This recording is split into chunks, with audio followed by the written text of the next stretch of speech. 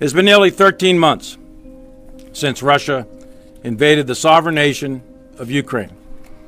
Ukraine has been independent since 1991 and has presented no threat whatsoever to Russia. Russia launched and has continued for over a year now a war of aggression in flagrant violation of international law. This is and remains a Russian frontal assault on the rules-based international order that has been in place for 80 years, 8 decades since the end of World War II. In the face of this act of aggression, in a war of conquest, this group remains unified. NATO is united. The people of Ukraine are unyielding. They are standing steadfast in the face of the Russian onslaught. Russia remains isolated. Their military stocks are rapidly depleting. Their soldiers are demoralized, untrained, unmotivated conscripts and convicts, and their leadership is failing them. Having already failed in their strategic objectives, Russia is increasingly relying on other countries, such as Iran and North Korea, as the Secretary pointed out. They're using Iranian drones to continue to terrorize Ukrainian civilians. This relationship is built on the cruel bonds of oppressing freedom, subverting liberty, and maintaining their tyranny. Yet free people will not return to the shackles of tyranny. Ukrainians remain defiant, with steel in their spines and courage in their veins, and they have the broad support of the United States and the international community. The Battle of Bakhmut continues, but Ukraine is fighting with valor. With robust defenses, Ukraine has fixed the Russian forces at that city, and they're exacting very heavy costs on the Wagner Group and the Russian regular military. Ukraine remains strong. They are capable and trained. Ukrainian soldiers are strong in their combat units.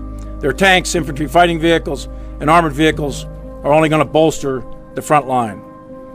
Ukrainian precision munitions continue to target the logistics and communication systems of Russia. Lacking effective small unit leaders and absent the proper equipment, this is a grinding attrition warfare that Russia is trying to execute. Wave after wave of Russian soldiers are thrown into the chaos of war, absent any sort of synchronized coordination and direction. Russia continues to pay severely in terms of lives and military equipment for its continued war of choice. Right now, there is intense fighting in and around Bakhmut, and the Russians are making small tactical advances, but at great cost. Elsewhere, the front line remains relatively static, with significant exchanges of artillery, but no significant maneuver gains by either side. Right now, as you know, there is a significant ongoing effort to build up the Ukrainian military in terms of equipment, munitions, and training in a variety of countries in order to enable Ukraine to defend itself. The increased Ukrainian capability will allow the Ukrainian leadership to develop and execute a variety of options in the future to achieve their objectives and bring this war to a successful conclusion. This is an act of brutal aggression by President Putin and the Russian military with complete disregard for human life, both civilian and military. The Russians are wantonly killing civilians in large attacks on civilian infrastructure in densely populated urban areas. The severely undertrained, poorly led, poorly equipped Russian forces are conducting mindless frontal attacks and sacrificing hundreds per day. The political objectives that Putin intended to achieve 384 days ago are obvious to the world, and it should be obvious to Putin that these objectives are no longer achievable by continuing this war. And Putin can end this war, and he can end it today, and he needs to do so. Free people are not easily conquered, and the Ukrainian people are free, and they will never give up in their fight to stay free. 2 weeks ago, the United States released another security assistance package, which included HIMARS, ammunition, artillery, vehicle maintenance, and vehicles. The 9 countries have pledged over 150 Leopard tanks, for example. This group that met today is providing air defense, artillery, regular artillery, rocket artillery, armor, ammunition, and that will be critical to Ukraine's ability to continue the fight.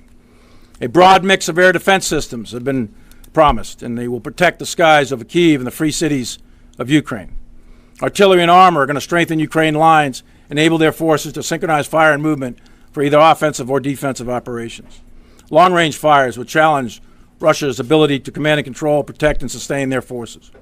The Ukrainian soldiers wear the blue and yellow of the Ukrainian flag, but the colors of 50 other nations that met today stand beside Ukraine to support the principles of the rules-based international order, a system in place to prevent aggression and uphold the values of liberty and sovereignty. That system is what preserves the peace and provides benefit throughout the globe. As President Biden and Secretary Austin and many others, to include all the leaders of Europe, have said many times, that we will remain committed for as long as it takes. Thank you, and I look forward to your questions. Thank you, gentlemen. First question will go to Lita Baldor, Associated Press. Thank you. Mr. Secretary, you said you spoke with your counterpart. Can you give us a sense of the Russians' reaction to the call?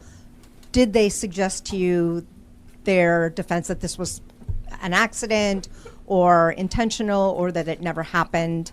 Can you just give us a better readout of your call? And General Milley, have you spoken to your counterpart, or are you intending to do so? And do you believe, after what you've seen, that this was intentional? Is this considered an act of war? Well, thanks for the question, Lita.